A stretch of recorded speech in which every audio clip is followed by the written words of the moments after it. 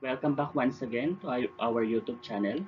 So this time, I'm going to discuss about transforming standard form into slope-intercept form. So last time is transforming slope-intercept form into standard form.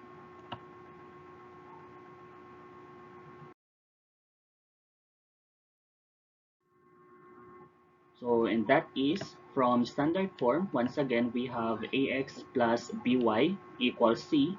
Then you have slope-intercept form, we have y is equal to mx plus p. So let's have some examples.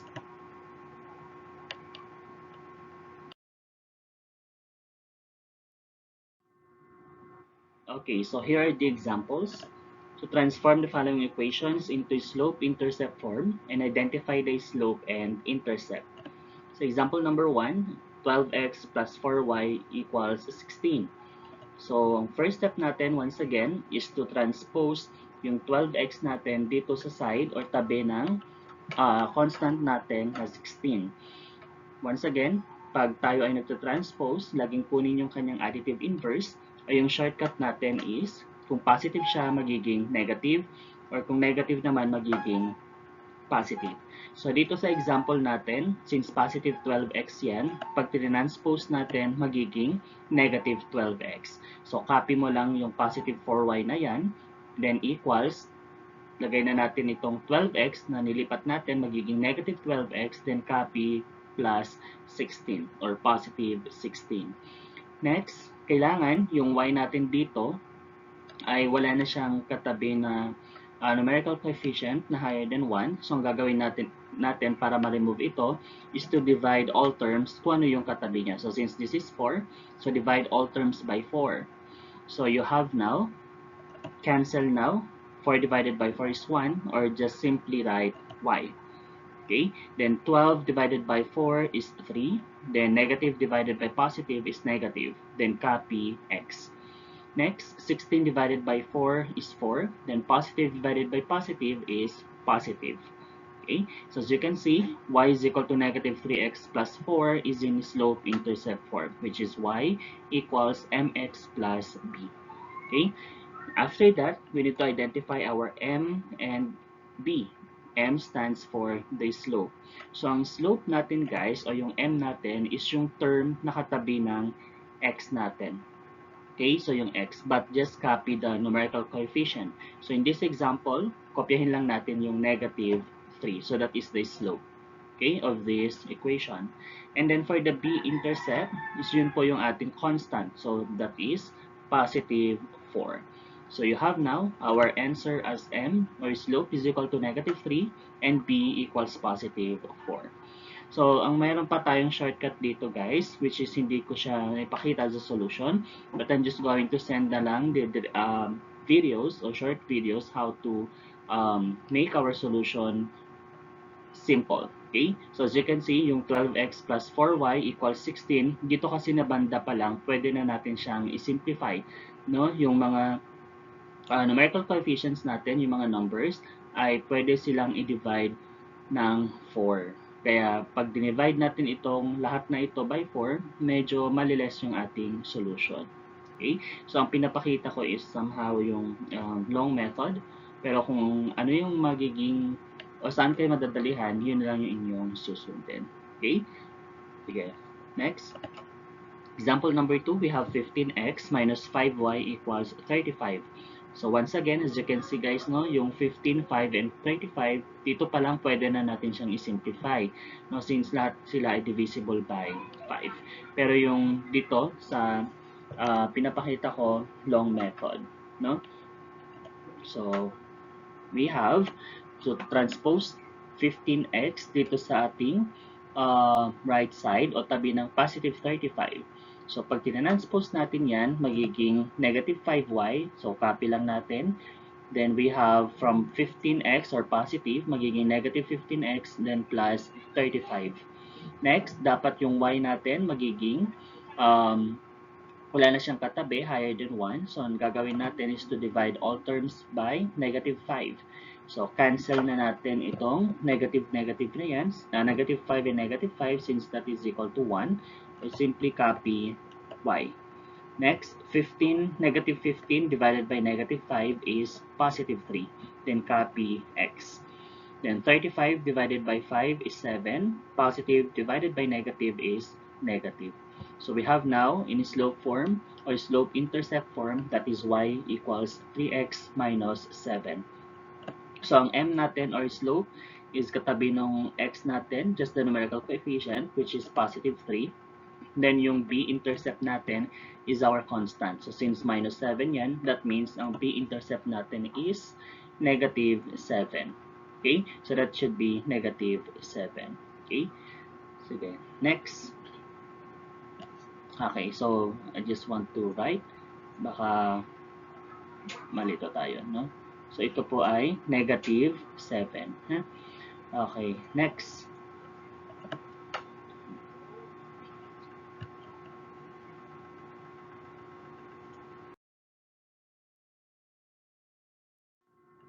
Okay, so example number 3, we have 12x plus 3y equals negative 27.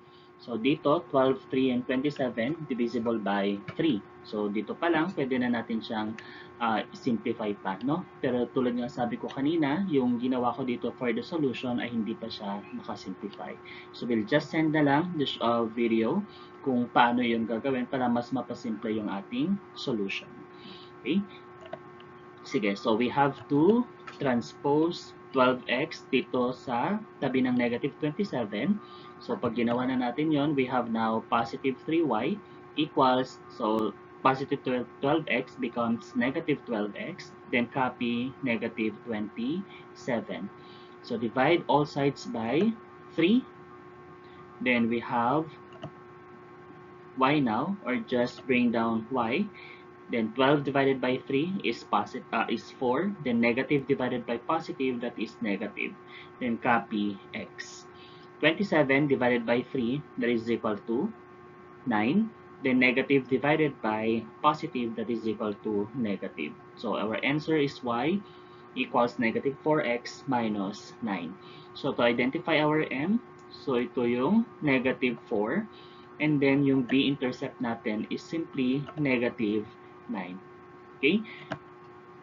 Sige. Next, example number 4, 12x minus 2y equals negative 12. So 14, 2, and 12 divisible by 2. Okay? So we have now 4x minus 2y equals negative 12.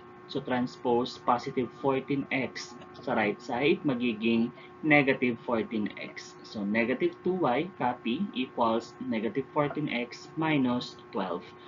Next, so kung ano yung katabi ng y dito, is i-divide natin sa lahat ng terms natin. So you have negative 2y over negative 2, then equals negative 14x divided by negative 2 minus 12 over negative 2.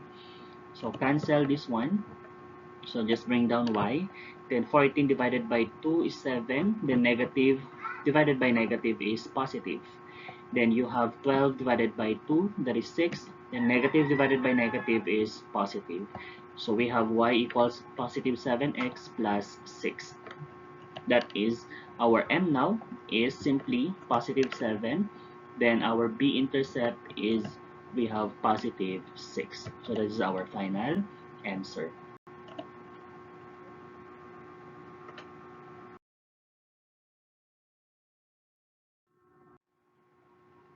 Example number 5, we have 5x plus 3y equals 8.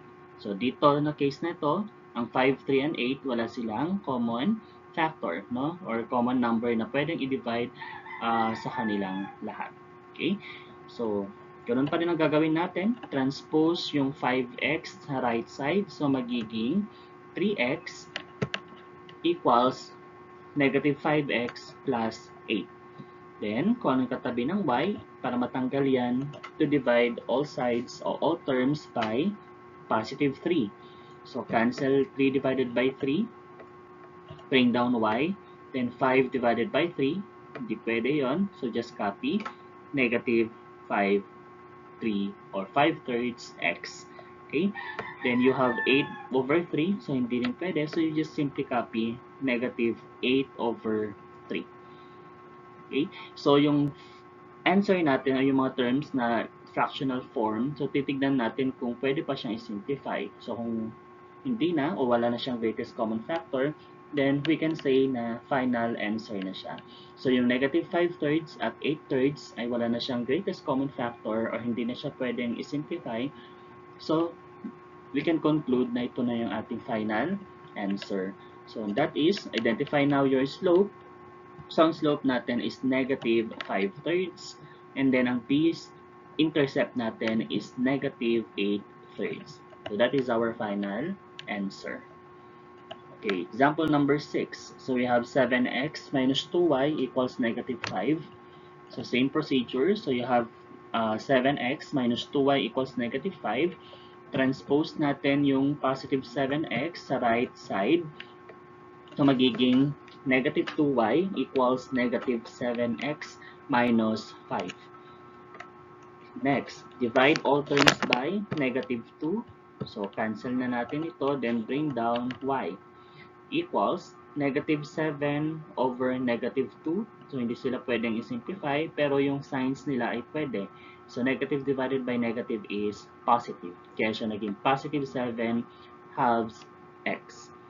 Next, 5 over 2. So just copy. Then yung sign niya, pwedeng i-simplify. Negative divided by negative is positive. Okay?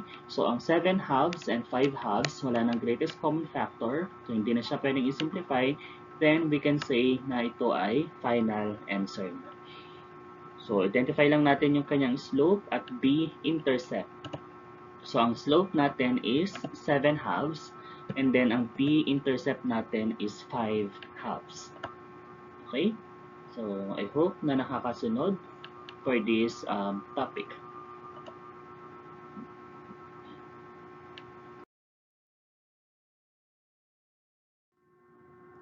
Okay, so example number 7, we have 11x plus 6y equals negative 8.